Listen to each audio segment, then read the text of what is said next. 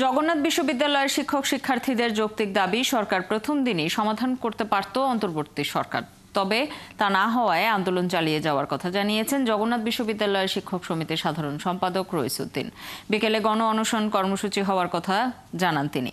আন্দোলনকারীদের দাবি না মানলে কাকরাইল মোড় আরেকটি গণদাবি বাস্তবায়নের স্থান হবে বলেও জানান রইসুদ্দিন। এর আগে সকালে রাজধানীর কাকরাইল মোড়ে সমাবেশে জড়ো হন জগন্নাথ বিশ্ববিদ্যালয়ের শিক্ষক শিক্ষার্থীরা। জগন্নাথ বিশ্ববিদ্যালয়ে সবসময়ই অবহেলিত, তাই দাবি পুরোপুরি মেনে না নেওয়া পর্যন্ত মাঠে থাকার কথা জানান তারা। আর আন্দোলনকারী উপর যে কোনো হামলা রুখে দেওয়ার কথাও বলেন তারা। এর আগে শিক্ষার্থী ও শিক্ষকরা 70% শিক্ষার্থীদের জন্য আবাসিক বৃত্তি, বিশ্ববিদ্যালয়ের জন্য প্রস্তাবিত বাজেটে কাটছাঁট না করা এবং স্থায়ী দ্বিতীয় ক্যাম্পাস প্রতিষ্ঠা, এই 3 দফা দাবিতে গেল 14 মে প্রধান উপদেষ্টার কার্যালয় অভিমুখে লং মার্চ করায় শিক্ষার্থী ও শিক্ষকদের ওপর পুলিশের হামলা চালানোর ঘটনাকে কেন্দ্র করে কাকরাইলে এই অবস্থান।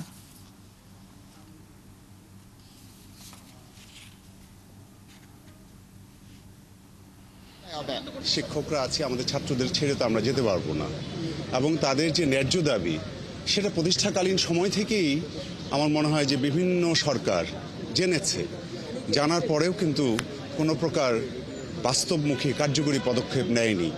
আমাদের দাবি যদি যৌক্তিক হয়ে থাকে সেইটা তো প্রথম দিনই সরকার আন্তরিক হলে সেটা নিরসন করতে পারত, কিন্তু সেটা এখনো নিরসন হয়নি।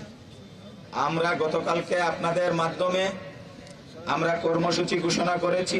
বাদ জুমা আমাদের গণ অনশন এবং অবস্থান কর্মসূচি আমরা যেটি পূর্বে ঘোষণা করেছিলাম সেটা ইনশাআল্লাহ অনুষ্ঠিত হবে। কাকরাইল মোড়ে আছেন সহকর্মী ফরহাদ ইবনে মালিক, যুক্ত হচ্ছে তার সাথে। কেসারেন শেকড় থেকে শিখরে। ফরহাদ, এই মুহূর্তে এই এলাকার পরিস্থিতি কেমন দেখছেন? শিক্ষার্থীরা কি বলছেন? আর গণ অনশনের কথা ছিল তাদের, তার প্রস্তুতির কি খবর আপনার কাছে আছে?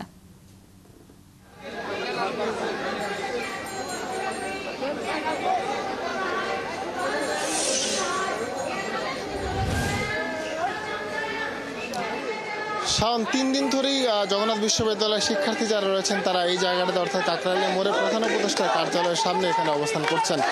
তারা মঙ্গলবার তারা 14 মে একটা লং মার্চ নিয়ে প্রধান উপদেষ্টার কার্যালয়ের সামনে আসেন। সেখানে আইন শৃঙ্খলা বাহিনী তাদেরকে লাঠিসোঁটা দিয়ে আঘাত করে এবং টিয়ার শেল নিক্ষেপ করে। এর প্রতিবাদে তারা এখানে অবস্থান করে।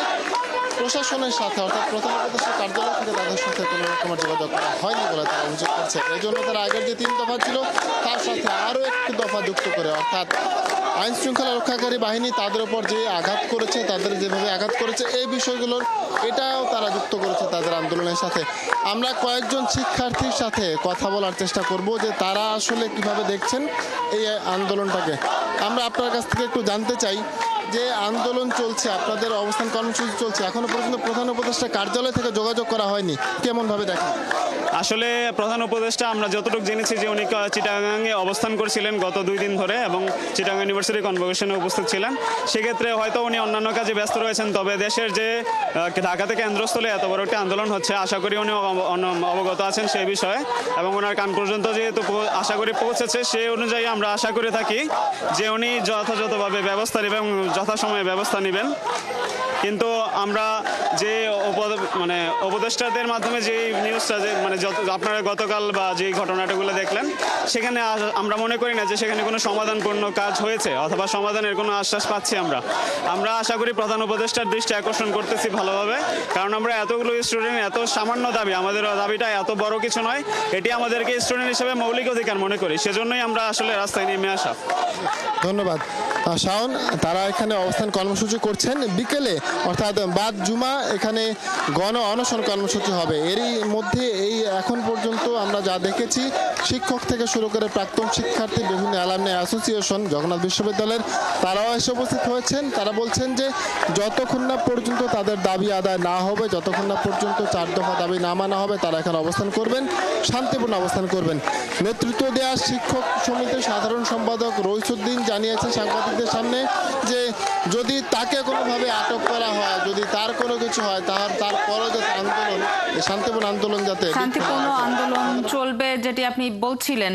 ফরহাদ, খবর রাখতে থাকুন। ধন্যবাদ যুক্ত হবার জন্য। সহকর্মী ফরহাদ ইবনে মালেক যুক্ত ছিলেন।